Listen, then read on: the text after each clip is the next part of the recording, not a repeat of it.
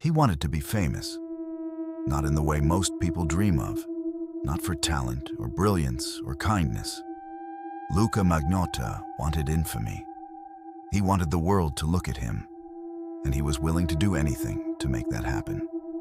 This is the story of a man who used the internet as a stage for a performance so disturbing, it shocked the world. A man who escalated from anonymous cruelty to an international manhunt. A man whose digital fingerprints led investigators down a rabbit hole of fake identities, eerie videos, and horrifying violence. This is the case of Luka Magnotta, the internet's most infamous killer. Born Eric Clinton Newman in 1982, Magnotta grew up in Scarborough, Ontario.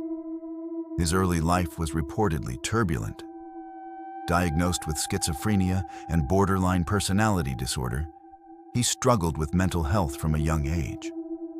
But what set him apart wasn't just illness, it was ambition, a desperate need for attention that grew with every passing year. By the early 2000s, Magnotta had changed his name. Luka Rocco. Magnotta sounded like a celebrity, a persona. He worked briefly as a model and adult entertainer, but his aspirations went beyond that. He began flooding the internet with content, modeling videos, social media profiles, fake news stories linking him romantically to high-profile criminals. All lies, all designed to get people talking. But nothing stuck. No one cared. And that's when things took a darker turn.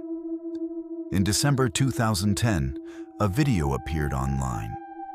It showed a man placing 2 kittens inside a vacuum-sealed bag and removing the air. It was horrifying. The video quickly spread across forums like Reddit and Facebook, sparking outrage. Who was the man in the video? No one knew for sure. But a community of internet sleuths formed, determined to track him down. As they dug deeper, more videos emerged, more animal abuse, more disturbing behavior, and through it all, the mysterious uploader teased them with clues. Usernames like Luka and Anonymous Girl 16 posted cryptic messages. The sleuths were on the trail, but Magnotta was always one step ahead. He moved constantly, from Canada to Europe and back again. He used dozens of fake profiles. He even posted in forums pretending to be his own fans, defending himself and adding fuel to the growing obsession. Every action he took was calculated. He wanted the hunt to continue. He wanted to be watched. And then, in May 2012, everything changed. A new video surfaced. This time, it didn't involve animals. Titled "One Lunatic, One Ice Pick," it showed the killing of a young man. The victim was Jun Lin, a 33-year-old international student from China attending Concordia University in Montreal. The video was graphic and deeply disturbing. It showed acts of violence that cannot be described here, not just for decency, but because they crossed the line of what should ever be repeated. Luka Magnotta was no longer hiding. Soon after the video went viral on shock websites, a package arrived at the Canadian Parliament. Inside was part of Jun Lin's body. Another package was sent to a Vancouver school. The horror of the crime became a national emergency. Magnotta was quickly identified as the main suspect, and a global manhunt began. Interpol issued a red notice. His face was plastered across international news, and once again, Luka reveled in it. He was spotted in Paris, then Berlin, using fake passports and disguises. But it was his narcissism that betrayed him. In June 2012, Magnotta was arrested in a Berlin internet cafe. What was he doing at the time? Reading news articles about himself. He couldn't stay away. Back in Canada, he was charged with first-degree murder and several related offenses. His trial began in 2014.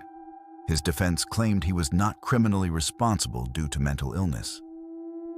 But the evidence told a different story. A chilling narrative of planning, manipulation, and the dangerous power of online attention. The jury found him guilty on all counts. Luka Magnotta was sentenced to life in prison with no chance of parole for 25 years. Today, Magnotta remains behind bars in Quebec. But his digital shadow still lingers. The case inspired documentaries, online investigations, and endless discussions. Most notably, the Netflix series Don't Fuck with Cats brought the story to millions, reigniting the public's morbid fascination. But behind the headlines, behind the shock, lies a disturbing question. What role did the internet play in all this? Did we create Luka Magnotta? Or did we simply give him the stage he always wanted? Let us know what you think in the comments. Was this the work of a broken mind? Or the result of a system that rewards shock and spectacle? If you found this video compelling, give it a like, and don't forget to subscribe to Digital Detectives for more stories that blur the line between truth and terror. We uncover the darkest corners of the web so you don't have to. Thanks for watching. Stay curious, stay safe, and remember, not everything on the internet is as it seems.